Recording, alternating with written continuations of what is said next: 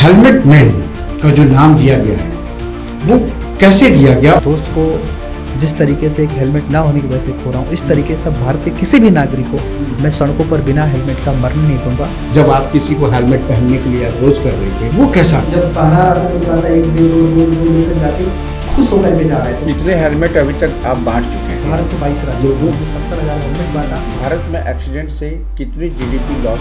साल 5 लाख करोड़ जीडीपी का नुकसान हो रहा है। आर्मी मैन छुट्टी पर जब घर आते हैं तो अक्सर हेलमेट इस्तेमाल नहीं करते। ये घर जाने के दौरान, छुट्टी के दौरान जो हमारे जवान हेलमेट नहीं पहने, हम अपने जवान को खो रहे हैं। इस शादियों में जो सालियाँ जूते चुराया करती थी तब ये गाना गाएंगे लोग कि भाई हेलमेट दे दो पैसे दे दो।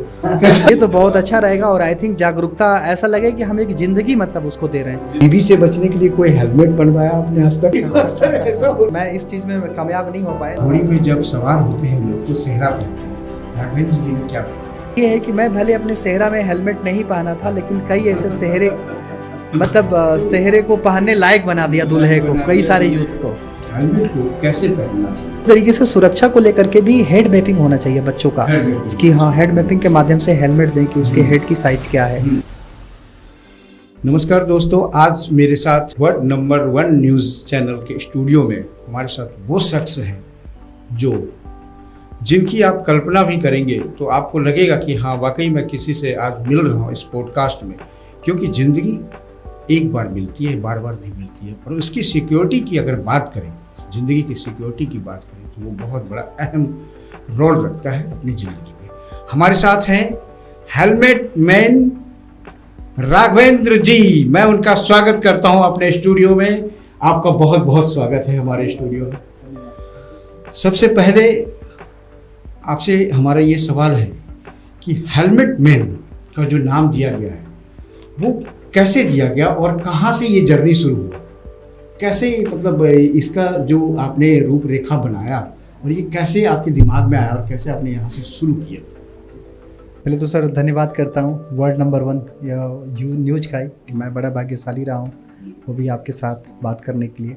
और ये कोई मेरे लिए सड़क दुर्घटना एक अदृश्य युद्ध है जिसके खिलाफ मैं लड़ाई लड़ रहा हूँ। और युद्ध आपने महाभारत से भी सुनी होगी, जहाँ पर कि आज कृष्ण जी खुद एक सारथी बन करके जो अर्जुन को उन्होंने कि युद्ध के लिए वो सारे चीज़ें मतलब उनको चुनौतीपूर्ण उन रूबरू करवाया और उसमें विजय दिलाई।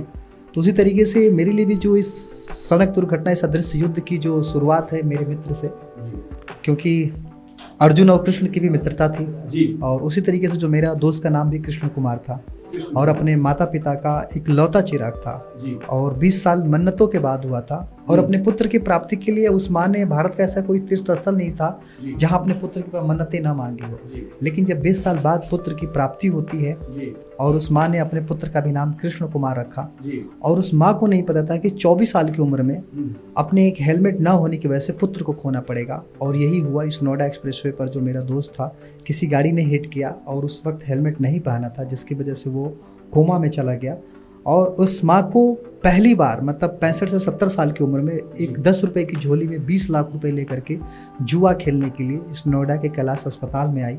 और जो कि एक तो था कि पैसे के भरोसे हमें अपने पुत्र को वापस लेकर के जाना है, और दूसरा उनका भरोसा उस भगवान के भी ऊपर था कि अगर भगवान ने अगर मुझे पुत्र दिया है तो उस पुत्र को एक दिन वापस भी सही सलामत मुझसे बात भी जरूर कराएगा।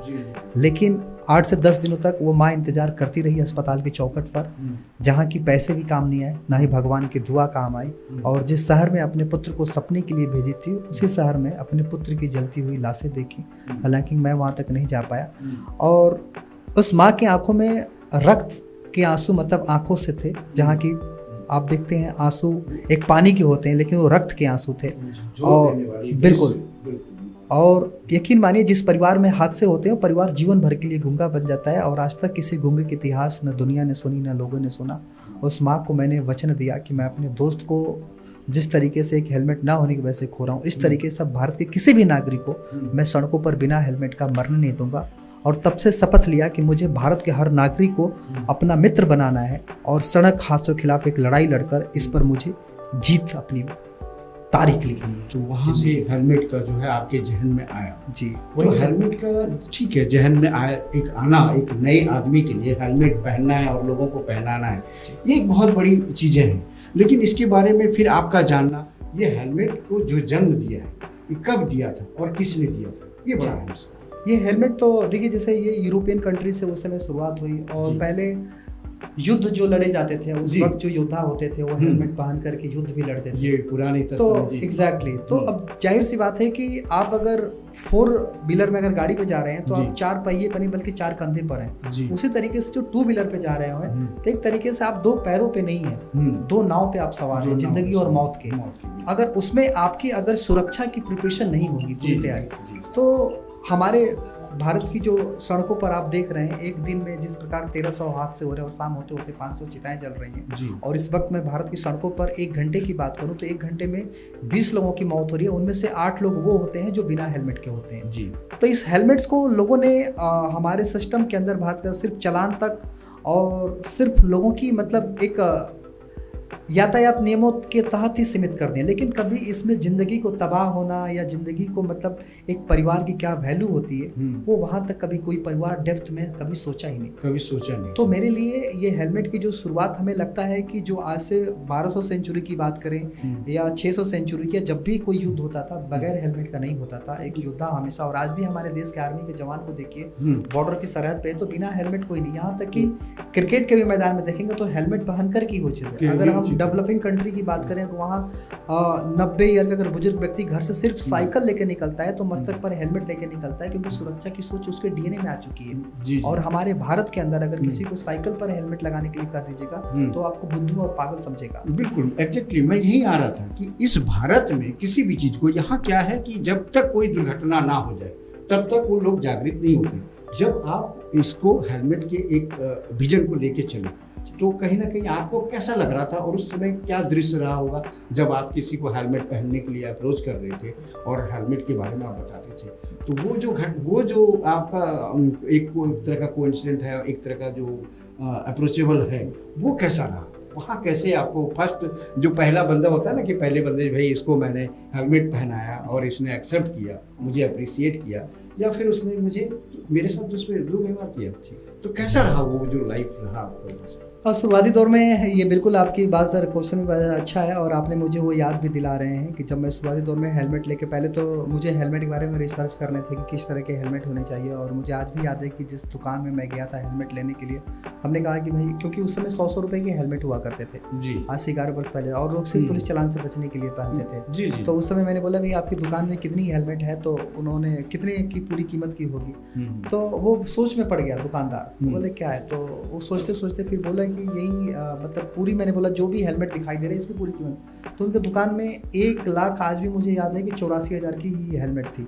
हमने कहा ठीक है आप पूरा पैक कर दीजिए। वो बड़ा सोच में पड़ गया कि ऐसा तो नहीं कि मेरा दुकान बंद करवाना चाह रहा हो, या ऐसा है कौन बंदा कि एक बार में पूरी दुकान की हेलमेट खरीद लिया, दुकान की हेलमेट ये क्या करेगा ऐसा सारा आदमी। तो बड़ा सोच में भाई कहाँ से आए हैं क्या है, तो मैंने उनको पूरी जानकारी दी। मैंने बोला कि ठीक है ये हेलमेट आप पैक कर दीजिए और ये लीजिए पेमेंट। तो भी बड़ा आश्चर्य रहा, लेकिन मैंने कहा कि इसको मैं 4 दिन में हेलमेट लेके जाऊंगा, धीरे धीरे मुझे इसको हेलमेट को डिस्ट्रीब्यूट करना है। तो मैं जब उसका हेलमेट लेकर के पहली बार वहाँ लेकर के पीछे पीछे वो भी आया, तो देखा। पहला बंदा कौन था सर? जी, ये पटना में आज भी याद है, इस चीज़ को मैंने वहाँ हाई कोर्ट के पास हमने हेलमेट दिया हुआ था, और दुकान वाले का नाम भी मतलब उस समय उनका राहुल नाम था। सारी हर चीज़ें, और हालांकि वो देख भी रहे थे कि हाँ ये कैसे, और वो चुपचाप देख रहे थे मतलब कि हाँ कैसे लोगों को हेलमेट, और कोई हेलमेट कर रहा था, जब पहना रहा था कोई कहा था 1 दे दो 2 दे दो, लोग जाके खुश होकर के जा रहे थे। लेकिन उनको मैंने ये बताया कि भाई मैं अपने मित्र को तो नहीं बचा पाया, लेकिन आपको मैं अपने मित्र समझ करके हेलमेट दे रहा हूँ। तो वो जो पहले दिन का जो तजुर्बा था, वो फिर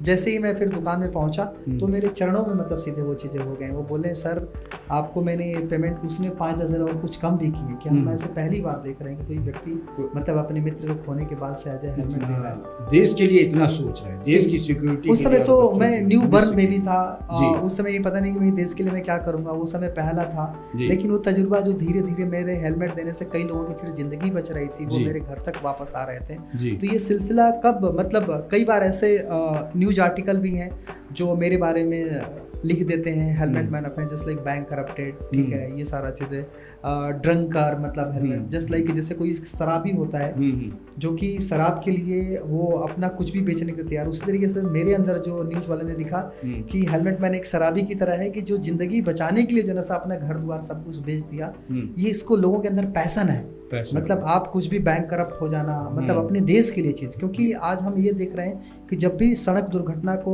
मतलब हम देख रहे हैं, हम या विकसित राष्ट्र की हम कल्पना कर रहे हैं, तो सड़क दुर्घटना उसमें एक आपातकालीन की तरफ चुनौती के रूप में दिखाई दे रहा है, और एक सामान्य नागरिक मर रहा है तो हमारे देश का राजस्व का नुकसान 92 लाख रुपीज का है, और हर साल 5 लाख करोड़ जीडीपी का नुकसान हो रहा है। तो ये जो मेरा सिलसिला है, जो पिछले 11 वर्षों में जो हमने 70,000 हेलमेट बांटा, और खुद को भाग्यशाली मानता हूँ कि अभी 40 लोगों की जिंदगी बचा चुका हूँ। ये अभी तक आपका पटना से लेके दिल्ली कन्याकुमारी तक आपने अभी तक 70,000 हेलमेट बांट चुके हैं। भारत के 22 राज्यों लोगों के जिंदगी के साथ आपने इतना बड़ा योगदान दिया, ये बहुत बड़ी अचीवमेंट है आपके लिए, और इसलिए शायद हमने आपको जगह जगह देखा है कि भाई हेलमेट मैन आ गए तो बड़े लोग प्रोत्साहित होते हैं, और ऑटोग्राफ भी लेने के लिए कई लोग खड़े रहते हैं कि हम हेलमेट मैन से कुछ सीखेंगे। लेकिन इस दरमियान में जब आप निकले देने के लिए, तो क्या कुछ लोगों का क्वेश्चन इस तरह का भी था कि ये कौन सा हेलमेट है, क्यों पहनना चाहिए, कैसे पहनना चाहिए, इस तरह का कुछ सवाल, अच्छे सवाल भी होते हैं, कुछ वाहियात सवाल भी होता है? बिल्कुल, हमारे समाज में कई तरह के लोग हैं, अगर जो पॉजिटिव होते हैं तो उनको लगता है कि आप सोशल मीडिया पे जैसे मेरी इस तरह के कार्य की योजनाओं को देख रहे हैं, तो सोशल मीडिया पे मौत भी देख रहे हैं, तो उनको ये लगता है कि किस तरह का हम हेलमेट का इस्तेमाल करें। ये बात सही है, आज भी हमारे भारत में ऐसे 80% लोग डुप्लीकेट ही हेलमेट लगा रहे हैं, सिर्फ पुलिस चालान से जो बचने के लिए। लेकिन अब जो धीरे धीरे राइडर्स की अच्छी सोच बदल रही है, और वो सोच रहे हैं कि अस्पताल की भारी फीस देने से अच्छा है कि हम हेलमेट का अच्छा चुनाव करें, जो कि जो मेरी वीडियो के माध्यम से IAS स्टैंडर्ड्स के बारे में हेलमेट को देखते हैं, और वो हमसे सुझाव भी लेते हैं। और मेरा ये रहता है कि मैंने सिर्फ एडल्ट के लिए नहीं, बल्कि छोटे बच्चों के लिए, जो हमने लड़ाई लड़ी सुप्रीम कोर्ट से, जो 4 साल के बच्चों के ऊपर हेलमेट का हमने कानून पास करवाया, क्योंकि जिस प्रकार जो माता पिता हैं अपने बच्चों को जूते चप्पल पहना रहे हैं, वो बचपन से हेलमेट की भी आदत दें, क्योंकि आजकल के जो युवा हैं, आप जैसे देख रहे हैं बोर्ड एग्जाम हो रहे हैं, उनके पेरेंट्स ही स्कूटी बाइक दे रहे हैं, लेकिन हेलमेट नहीं दे पा रहे हैं। लेकिन आप स्कूटी बाइक देने से पहले आप ये सुनिश्चित करिए कि आपके बच्चे को साइकिल पर हेलमेट लगाने की आदत बन चुकी है, और एक अच्छी क्वालिटी का आप हेलमेट साइकिलिंग वाला भी खरीद रहे हैं, तो बच्चे के अंदर एक ब्रांड की जैसे शर्ट ड्रेस पहन रहे हैं, अगर उस तरीके से वैसी सोच अगर स्टैंडर्ड्स हेलमेट्स के प्रति जा रही है, तो एक अच्छा बदलाव भी है। एक फॉर्मेलिटी के बेस पे नहीं, बल्कि सिक्योरिटी के बेस पे इसको यूज करना चाहिए। फॉरेन कंट्री में जैसे वो कुछ योगा करते हैं, किसी भी हर जगह पे हेलमेट का यूज किया जाता है, पर हमारे देश में बहुत सारा लापरवाही होती है, और बहुत ज़्यादा प्रशासन को बचने के लिए, प्रशासन भी इस मामले में कहीं ना कहीं ढिलाई दिखाई देता है कि वो चालान काटते हैं, इसलिए ज़बरदस्ती लोग पे हेलमेट पहन लेते हैं और वो अपने आप को बचाते हैं। सर, मेरे मन में एक बड़ा फनी सा सवाल है, और जब आपने हेलमेट खरीदा और इतने हेलमेट बांटा, तो जाहिर सी बात है कोई ना कोई मैन्युफैक्चरर आपसे जुड़ा होगा, और आपने बोला होगा कि भाई एक अच्छा सा हेलमेट बनाओ। तो क्या कभी आपके मन में ये ख्याल आया कि जब एक शराबी शराब पीकर घर लौटता है, वो चाहता है कि हम बीवी से कैसे बचें, तो क्या बीवी से बचने के लिए कोई हेलमेट बनवाया आपने आज तक? क्योंकि अक्सर ऐसा होता है कि लोग डर के मारे घर पहुंचने से पहले डरते हैं, तो ऐसा लगता है कि कोई हेलमेट हमें मिल जाए, भाई हम बच जाए किसी तरह, रात को जाके सो जाए। तो देखिए, मैं भले ही ये बड़ा अच्छा है आपका, मैं इस चीज़ में कामयाब नहीं हो पाया, लेकिन बहुत सारे ऐसे बीवियाँ हैं जो कि मेरे सोशल मीडिया के माध्यम से जो खबरों को, इस चीज़ों को देखती हैं, इस युद्ध को, और जिस तरीके से मार्मिक स्थितियाँ वो मेरे बारे में मौत के आंकड़े को देख पाती हैं, तो अपने पति को कहती हैं कि आप बाहर मत पियो, आप घर में आओ, बल्कि अलाउ है, आप बार बना दो घर के अंदर, लेकिन बाहर मत आवारा दोस्तों, क्योंकि कहीं ना कहीं आप इस तरीके से आओगे, रोड एक्सीडेंट हो जाएगा, तो इन जो घर में 2 बच्चे हैं, इनकी शिक्षा अधूरा, शायद इनके लिए भी पिता का साया उठ जाएगा, तो इसके लिए जरूर सावधान हो गए। तो और उनका बड़ा मतलब बहुत ऐसे जो बहन भी हैं जो अपने पति को खो चुकी हैं, आज भी एक योद्धा की तरह मेरे साथ लड़ाई लड़ रही हैं। बहुत ऐसी माँ है, क्योंकि हर साल जो 2 लाख लोग मरते हैं, उनमें से 50,000 वो लोग होते हैं जो घर के सिंगल चिराग, तो वो माँ है, वो कहती है कि आप अपना मिशन ना रोको, बल्कि मैं आपके साथ हूँ। तो इन सब चीज़ों से लेकर के आज उनका सपोर्ट जरूर मिल रहा है, क्योंकि मेरा सिर्फ हेलमेट बांटना ही नहीं रहा, बल्कि उन पीड़ित परिवार से भी मिलना। जी जी। तो आज वो परिवार हमारे साथ एक शक्ति के रूप में जुड़ा हुआ है जी। और इस चीज़ों को लेकर के कहीं ना कहीं एक बदलाव जो है, एक योद्धा के रूप में मैं उन पीड़ित परिवारों की अधिक संख्या देख रहा हूँ। आज मैं जाता भी हूँ अलग अलग शहरों में, बहुत ऐसे बच्ची होती है जो अपने पिता खोने के बाद आज ऐसे वॉलेंटियर्स है, जो वो बोलती है कि सर आप मुझे कुछ ऐसा टास्क दो इस शहर के अंदर कि मुझे क्या करना है, तो वो उसको बदलने के लिए तैयार रहती है। तो ये मैं देखता हूँ कि हमारे भारत के अंदर, क्योंकि जो इंसान के मतलब मरने के कई सारे रास्ते हैं, लेकिन जन्म लेने के लिए एक ही रास्ता, वो एक ही रास्ता है। बिल्कुल। तो सबसे ज्यादा जो बलिदान वो माँ ही दे रही है सड़क हादसों में मौत का। तो और लंबी उम्र की दुआ भी, मंदिर हो चाहे भगवान हो, कोई भी धार्मिक जगह हो, वहाँ वही सबसे दुआ भी मांग रही है। अगर उनको इस सड़क दुर्घटना के बारे में जो सोशल मीडिया के माध्यम से देख रही हैं, तो वो कहीं ना कहीं एक योद्धा की तरह अपने परिवार के लिए अलर्ट भी हो जा रही हैं। और भले उनका पति के पास हेलमेट हो या ना हो, जो दारू भी पीने जाते हैं उनके लिए हेलमेट खरीद के लेके आ रही हैं। और हर माँ अपने बच्चों को बचपन से हेलमेट देने के लिए तैयार हो चुकी है, तैयार होते हैं, क्योंकि वो भी एक योद्धा बनना चाह रही है। लेकिन सर कहीं ना कहीं जैसे हमारे बीच में हमारे फ्रेंड्स भी बहुत, आपके कोई ऐसे फ्रेंड्स भी हैं, 2-4 फ्रेंड्स जैसे ऐसे लोग बोलते हैं यार हमारे लिए भी कोई स्पेशल फ्रेंड बना दो जो हम शायद पहन के जाएं और गर्लफ्रेंड हमारी इम्प्रेस हो जाए, और या तो हम ये तो मेरे ही ऊपर ये हेलमेट लेने के तैयार रहते हैं कि यार अपने ही वाला ही हेलमेट दे दो। बहुत अच्छा स्टाइलिश, ऐसे हेलमेट दे दो मुझे, क्योंकि लोगों की शक्ल मेरी ऐसे, अगर हेलमेट निकाल दूं तो नहीं पहचान, लेकिन ये हेलमेट में शक्ल लोगों को ज्यादा पसंद रहती है जी। ये बड़े अच्छे स्टाइलिश लगते हो। तो इसी तरह का ये हेलमेट है चीज हो जाए। और जिस ब्रांड का आई थिंक ये हेलमेट है सबसे ज्यादा बिकने वाला भी, मतलब आज लोगों तक पहुंचना, मैं खुद ही देखता हूँ कि बहुत लोग कहते हैं कि आज से मैं भी हेलमेट मैन बन गया। मेरी तरह ही हेलमेट पहन के लोग आज घूम रहे हैं, कार भी चला रहे हैं, इधर उधर यात्रा भी कर रहे हैं। कभी सर जैसे हम फ्रेंड सर्कल में होता है कि भाई ये जो हेलमेट है, कुछ ऐसे हेलमेट हमें भी बना के दो ताकि हम कुछ ऐसा करके जाए, जिसके घर में गर्लफ्रेंड है या भाभियाँ हैं, जैसे भी हैं, कई बार पेरेंट्स भी होते हैं, तो बचने की जो वो रहता है उसका सही उपयोग न करके हम उसको अपने आप को बचाने के इसमें रखते हैं। तो क्या कभी ऐसा कोई कोइंसिडेंट हुआ है आपके साथ किसी फ्रेंड सर्कल में इस तरह का? नहीं अजय, उनको बड़ा शिकायतें रहती है यार हमारे हेलमेट लगाने से जैसे बाल झड़ गए, कुछ चीज़ें, मैं जल्दी गंजा हो गया, बीवी भी आज वो उदास हो, और आप हेलमेट के लिए जागरूकता कह रहे हो, देखो हेलमेट लगाने की वजह से मेरे वो बाल झड़ गए, ख़त्म हो गए।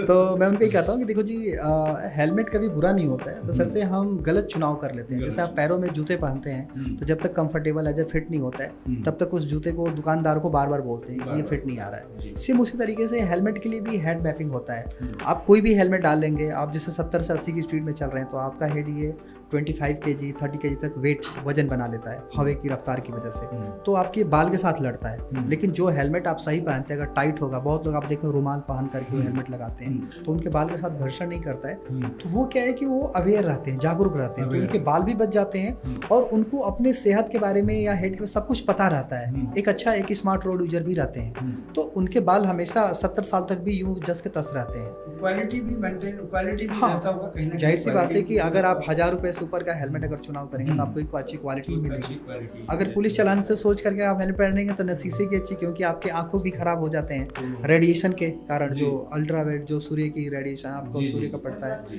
क्योंकि घटिया क्वालिटी के हेलमेट्स जो वाइजर होते हैं उसके वजह रिफ्लेक्शन बहुत आपकी आंखों को पूरा असर हो सकता है आपका अस्पताल। लेकिन एक अच्छी क्वालिटी हेलमेट में जाते हैं तो वो उनका जो साइंटिफिक होता है हर चीज़ थिंकिंग, वो जैसे वेट भी 800 से लेकर 1200 ग्राम के अंदर रहता है ताकि स्पाइनल आपके गर्दन के ऊपर प्रॉब्लम ना हो, और आप किसी भी चाहे बरसात हो चाहे आप कितना भी बड़ा मतलब धूप का रिफ्लेक्ट हो तो आपको हर तरीके से वो सेफ्टी हेलमेट करता है। एयर का भी ट्रांसपेरेंस होता है। तो ये सब चीज़ें होता है कि आज जो ज्ञान के ब्रह्मांड पे जब गूगल का कब्जा हो रखा है, जब गूगल हर तरीके का इन्फॉर्मेशन देने के लिए तैयार है, तो फिर लोगों को थोड़ी बहुत तो कर ही लेना चाहिए सर्चिंग। कोई ज़रूरी नहीं कि मतलब आप दूसरों से या कोई इन्फॉर्मेशन देने आए तभी आप लें। अगर आप इस तरीके से अलर्ट रहते हैं तो आप अपनी सुरक्षा, अपनी ज़िंदगी के बारे में आपसे बड़ा कोई डॉक्टर भी नहीं कहता है। सर ये जब आपने helmet as a helmet man चले और आज जो है ख्याति प्राप्त है, तो आप गडकरी जी से जो प्रभावित हुए, गडकरी जी से कब आपका मिलने का वो बना और कैसे उनसे प्रभावित हुए? इतने बड़े मंत्री हैं और बहुत अच्छे रेपो रखते हैं, उनसे कैसे आपका मुलाकात हुई और आज यहाँ आज आर्मी में हो या किसी भी जगह पर अच्छे जगह पे जो है आप ये जो सेफ्टी डिवाइस इसको देख रहे हो, ये कैसे हुआ? देखिए, मैं कोई ऐसे कार्य मतलब नहीं कर रहा हूँ। मेरे लिए, जैसे मैंने पहले बताया कि सड़क दुर्घटना एक अदृश्य युद्ध है और इस युद्ध के खिलाफ मैं लड़ाई लड़ रहा हूँ। और एक युद्ध आप होता है नहीं कि आप पर्सनल लड़ेंगे, जैसे आप लड़ते हैं, तो युद्ध आप कोई सी भी युद्ध लड़ेंगे तो आप किसी न किसी की नज़र में आप हमेशा रहेंगे।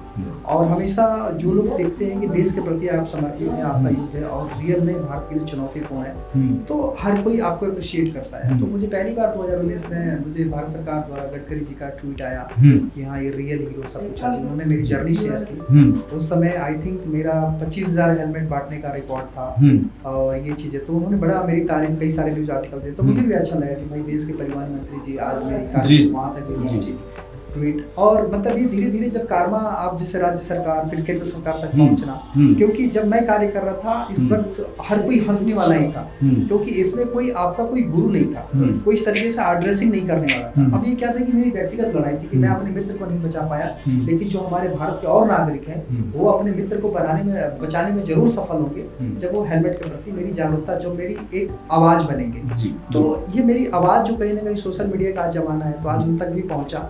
और इस चीजों को, इस युद्ध के बारे में आर्मी तो हर दिन 365 दिन युद्ध लड़ रही है जी, लेकिन एक उस युद्ध को भी देख रही है कि जिस युद्ध में बिना कोई लड़ाई लड़े और हम अपने जवान को खो रहे हैं। तो ऐसे ही मुझे 2019 में 20 में लेफ्टिनेंट जनरल प्रितपाल सिंह ने मुझे आमंत्रित किया जी, आपका वो आर्टिकल भी छपा था जी जी, कि उन्होंने कहा कि मैं पिछले 3 महीने में 8 पत्नियां जो मेरे सामने विधवाएं हैं और ये जवानों के रोड एक्सीडेंट्स में शहीद हुए हैं, क्योंकि हर साल 1200 जवान रोड पर शहीद होते हैं।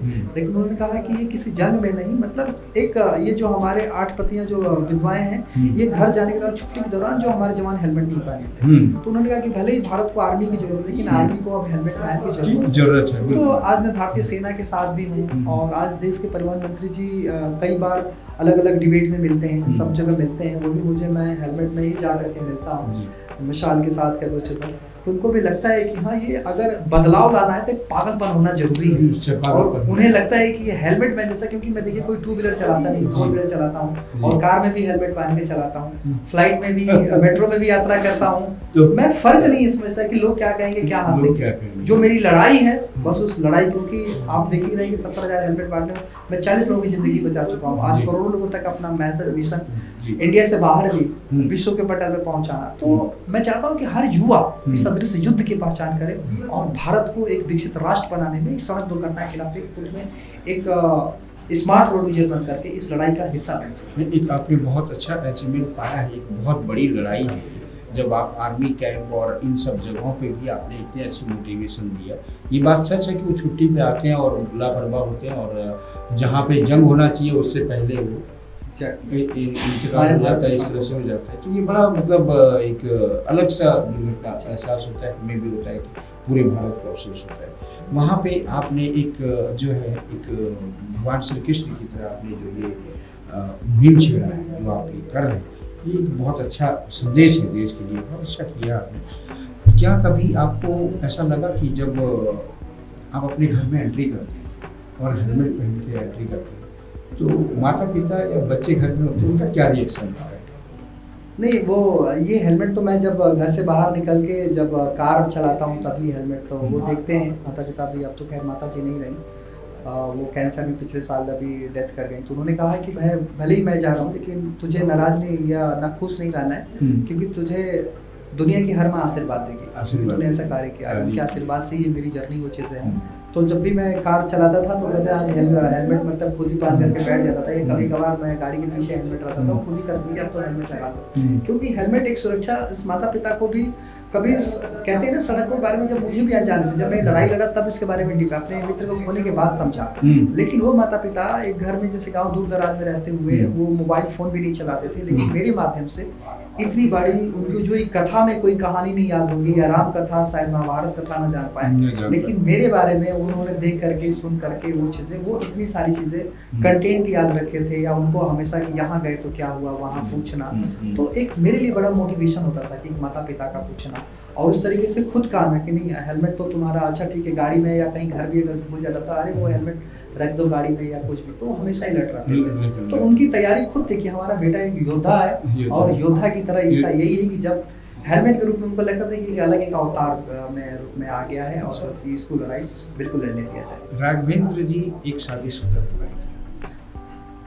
दुनिया देखती है कि घोड़ी पे जब सवार होते हैं लोग तो सेहरा पहनते हैं, राघवेंद्र जी ने क्या पहना था?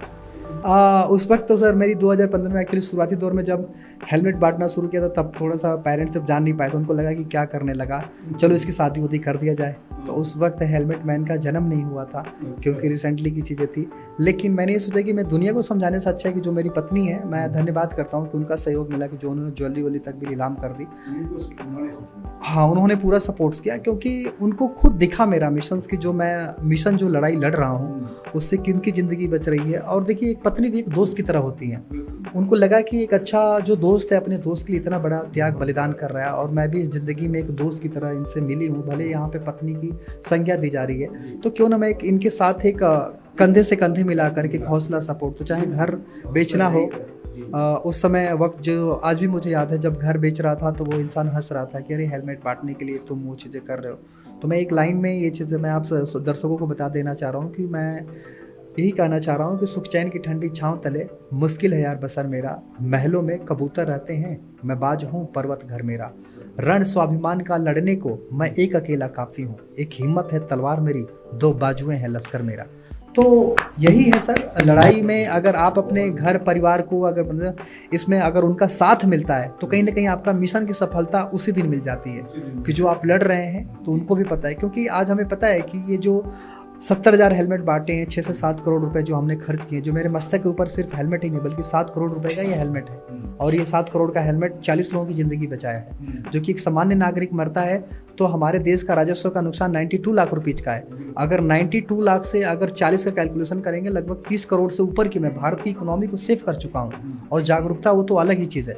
तो वही चीज़ है कि इसमें जब आपका परिवार जब आपके साथ होता है जब इस तरीके से, और अब कई तरह के, लेकिन ये है कि मैं भले अपने सेहरा में हेलमेट नहीं पहना था लेकिन कई ऐसे सेहरे मतलब सेहरे को पहनने लायक बना दिया दूल्हे को, कई सारे यूथ को। जी, क्या कभी मतलब ऐसा जो है फ्रेंड सर्कल में कोई शादी हो रहा और घोड़ी पे सवार हो और आप जो है जाके अरे यार ये उतार दे और ये तो हेलमेट पहन ले, ऐसा कभी हुआ है? हाँ, कई बार ऐसे शादियों में जाता हूँ तो मैं खाना, बहुत लोग देख के आश्चर्य रहते हैं व्यक्ति हेलमेट कब उतारेगा, लगता है बाइक में जैसे चाबी तो ना भूल के आए वो, जैसे सर पे से हेलमेट उतारना नहीं भूल रहा हूँ। तो ये चीज़ होता है। तो कई जगह फिर ड्रेसिंग भी करते हैं, बताते हैं कि देखिए आपके जेब में 500 रुपये के न्योता जरूर होंगे, आई थिंक आप घर से चले होंगे तो हेलमेट नहीं पहने होंगे, आप आए होंगे बारात में ताकि, लेकिन जब उनको इस आंकड़े को प्रेजेंट करता हूँ तो अगली बार वो कहते हैं कि हाँ आज भी हम बहुत ऐसे गलती करके आए हैं, जो कि शादियों के दौरान भी आज कई सारे, क्योंकि अब ट्रामा सेंटर में चले जाइए बहुत सारी कहानियाँ हैं तो उनको फील होता है कि हम ये गलत कर रहे थे।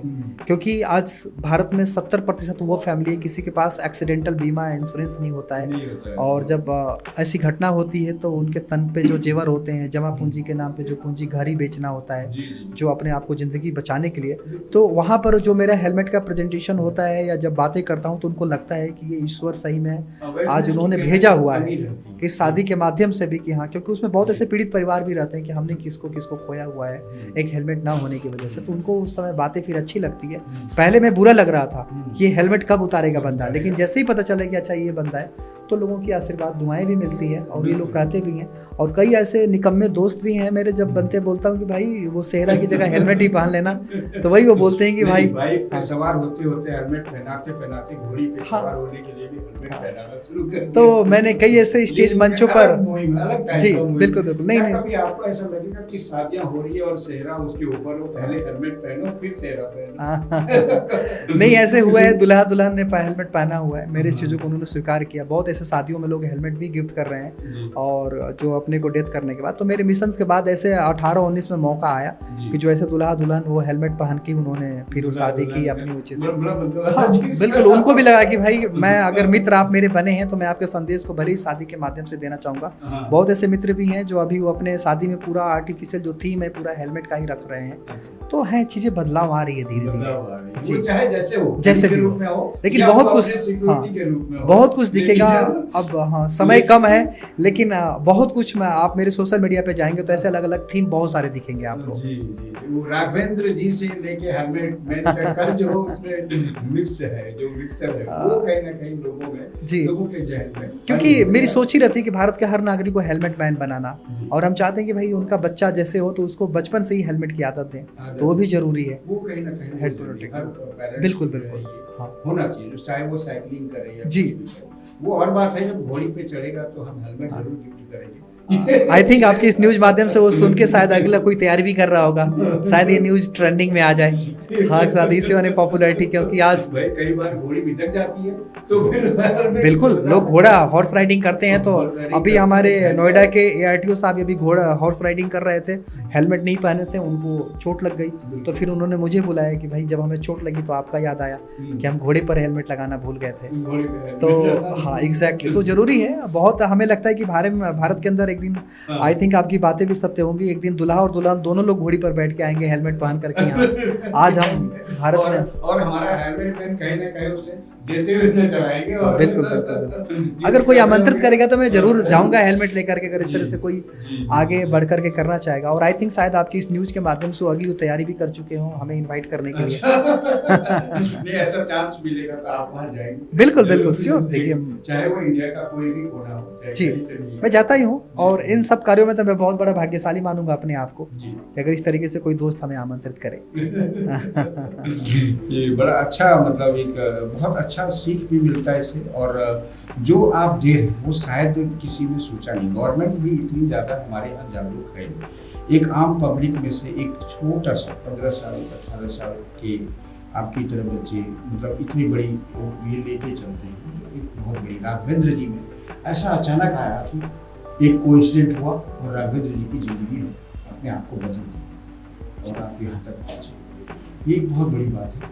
आपको हमारी न्यूज़ चैनल की तरफ से भी और हमारे पूरे दर्शक की तरफ से भी आपको ये बहुत बड़ा अचीवमेंट है, उसके लिए आपको जागरूक करते हैं। और फिर हम किसी जगह पे फिर एक बार मिलेंगे इस हेलमेट को लेके, एक बड़े टॉपिक पे बात करेंगे, क्योंकि महाराणा प्रताप के ज़माने में भी हेलमेट यूज हुआ करता था जी। और आज की डेट में जब लोग इतने स्वतंत्र हो गए, इतने ज़्यादा आज़ाद हो गए कि लोगों ने अपनी ज़िंदगी भुला दी है, और आप कहीं ना कहीं उसमें कीमत ही नहीं समझ पा रहे हैं अपनी ज़िंदगी की कि वो क्या है। क्योंकि हर इंसान एक योद्धा के रूप में पैदा होता है, और जब तक वो हथियार मतलब अपनी सुरक्षा को स्वीकार ही नहीं करेगा तो युद्ध कैसे लड़ पाएगा। युद्ध कैसे।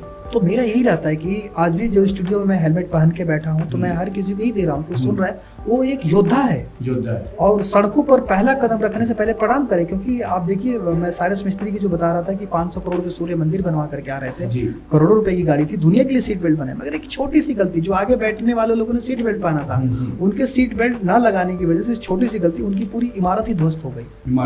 तो कहने वो मरे तो उनको पता भी नहीं चला। तो ये जरूरी है कि इस तरीके से जब इतने बड़े उद्योगपति हो और एक सामान्य नागरिक हो तो हेलमेट तो सुरक्षा आपको ये बचपन से आपके डीएनए में होना चाहिए, कि आप कुछ भी चीजें करें, आप साइकिलिंग के आप शौकीन हैं या हॉर्स राइडिंग के शौकीन हैं या कहीं भी आपको लगे कि आप स्पीड्स के आप शौकीन हैं, आप दौड़ भी रहे हैं तो बल्कि हेलमेट पहन के दौड़िए, हल्के वाले वो दौड़ के भी हेलमेट आते हैं, क्योंकि सर पर आज ऊंची बिल्डिंगों के बीच रह रहे हैं, ऐसे कंक्रीट के शहरों में रह रहे हैं, ऊपर से कुछ भी गिर सकता है, हेड आपका है, उस वक्त तो वो चीज नहीं गया। और आप भारत में देख रहे हैं कि कितने अस्पतालों में बेड नहीं मिल रहे हैं, कितनी मतलब चुनौतियों से हम लड़ रहे हैं, कितने अभाव में सही डॉक्टर तक नहीं मिल पा रहे हैं। हमारे यहाँ चलते चलते पेड़ गिर जाते हैं, बिल्कुल एग्जैक्टली, चलते चलते पेड़ गिर जाते हैं, उसमें बिजली की तारें गिर जाती हैं, बिल्कुल एक बार सर आपका है।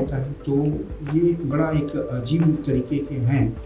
लेकिन राघवेंद्र जी बहुत अच्छा लगा आपसे बात करके और बहुत नॉलेज मिला। एक बार जो है हमारे दर्शक को ये बता दिए कि हेलमेट को कैसे पहनना चाहिए और उसे कैसे लेना चाहिए, कि भाई हेलमेट पहनते समय किस चीज़ का ध्यान रखना चाहिए।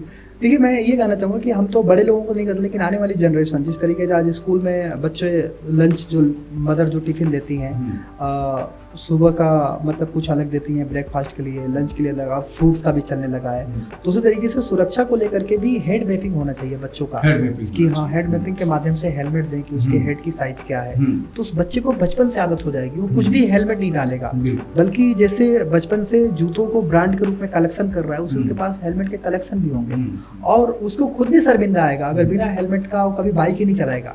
अगर वो बचपन से उसके अंदर सुरक्षा की भावना आ गई और इस चीज को एक इंटेलिजेंट माँ ही कर सकती है, क्योंकि रोड एक्सीडेंट्स एक इंटेलिजेंट आपको डीप थिंकिंग दे रहा है। आप हर दिन न्यूज़पेपर को आप खोल के बैठ के देख रहे हैं तो इतने सारे मतलब हाहाकार मची हुई है। मैं ये कह रहा हूँ कि आज भारत के अंदर ही जितने शमशान घाट हैं वो उसको एक्सप्रेसवे किनारे भी स्थापित कर दीजिए तो आज भारत में हाहाकार मच जाएगी। तो इस मौत इतनी हो रही है तो आज हमें इस मौत को समझने की जरूरत है और कहीं ना कहीं ये हमारी बड़ी चूक है कि जो हम सुरक्षा को लेकर प्रति इतने जागरूक नहीं है। और भारत सरकार का भी कहना है कि भाई जागरूकता की कमी की वजह से इतनी मौत हो रही है, क्योंकि मौत के आंकड़े पेडिस्टेरियन, साइकिल चालक और बाइकर से सबसे ज्यादा डेथ कर रहे हैं। 20% मात्र 4 व्हीलर से हो रहा है। तो हर माँ अगर ये सोचेगी कि उसका बच्चा स्कूल जा रहा है तो हमें उससे कैसे शिक्षा देनी है, क्योंकि घर से बाहर माँ के पैरों को छू के प्रणाम करके आशीर्वाद लेके निकल रहा है, तो सिर्फ आशीर्वाद शब्दों से नहीं होना चाहिए बल्कि वो आशीर्वाद सोच में भी होना चाहिए। बेटा कैसे सड़क पर सुरक्षित जाए और बेटा साइकिल भी लेकर के जा रहा है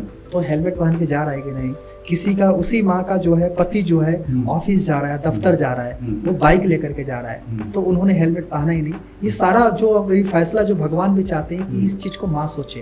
अगर माँ अगर घर में इस तरीके से सुरक्षा की योद्धा बन गई रानी लक्ष्मीबाई की तरह तो आई थिंक हमारे सड़कों पर इतनी कभी मौत नहीं होगी। ये माँ शांत है इसीलिए आज इतनी सड़कों पर मौत हो रही है। तो जो आज इस मेरी बात को जो आवाज को सुन पा रही है, आज हमारे भारत हम माँ कहते हैं, हम वंदे मातरम कहते हैं, तो ये आवाज है कि कहीं न कहीं सड़क दुर्घटना अदृश्य युद्ध को पहचानने के लिए हम माँ तक आवाज पहुंचाना चाह रहे हैं कि जिस प्रकार अपने बच्चों की शिक्षा के लिए भाग रही है वो माँ सुरक्षा के लिए भी भागे और एक संकल्प कर लें, क्योंकि पीछे बैठने वाली महिलाएं भी हैं। आप देख रहे हैं आगे वाला राइडर्स हेलमेट पहनता है, पीछे महिला नहीं पहनती है। तो ये सिर्फ पुरुषों के लिए बात नहीं है बल्कि महिला के लिए भी आवाज है। सबसे ज्यादा मौत के कारण उनके घर वाले ही बन रहे हैं, क्योंकि शहर में इतने ब्रेकर बना दिए गए हैं। जैसे ही ब्रेकर में 60-70 की स्पीड वो महिला सीधे पहले तो साड़ी फंसता था, ब्रेकर पे गिरती है, ट्रॉमा सेंटर में जाता है। तो इस छोटी सी चीज को उस माँ को समझने की जरूरत है। अच्छा राघव जी, चलते चलते आपसे एक आखिरी सवाल होगा, अगर जैसे आप जिस तरह मुहिम में आगे बढ़ रहे हैं लगातार, हर घर में जैसे जूते चप्पल पहनते हैं आदमी, उस तरह से रिवाज हो गया कि भाई हेलमेट पहनना बहुत जरूरी है। आने वाले टाइम में सोचिए आप, जब हेलमेट हर घर में हो जाएगा तो आपको नहीं लगता है कि शादियों में जो सालियाँ जूते चुराया करती थी तब ये गाना गाएंगे लोग कि भाई हेलमेट दे दो पैसे दे दो? आई थिंक ये अच्छा होना चाहिए, ये कंसेप्ट भी। हाँ बिल्कुल, आप जब इमेजिन कीजिए जब जिस तरह से आप लेके चल रहे हैं भाई लोग जूतों की जगह पे हेलमेट लेंगे, भैया हेलमेट दे दो। हाँ सही है, बिल्कुल बिल्कुल बिल्कुल बिल्कुल। इस तरह का रिवाज भारत में जो है इस तरह का कैसा रहेगा? ये तो बहुत अच्छा रहेगा और आई थिंक जागरूकता ऐसा लगे कि हम एक जिंदगी मतलब उसको दे रहे हैं, क्योंकि दूल्हे को पैसे देने में भी हिचकिचाना नहीं पड़ेगा कि ये मेरी जिंदगी सुरक्षित करना चाह रही है, इसीलिए इस हेलमेट को चुरा रही है। बिल्कुल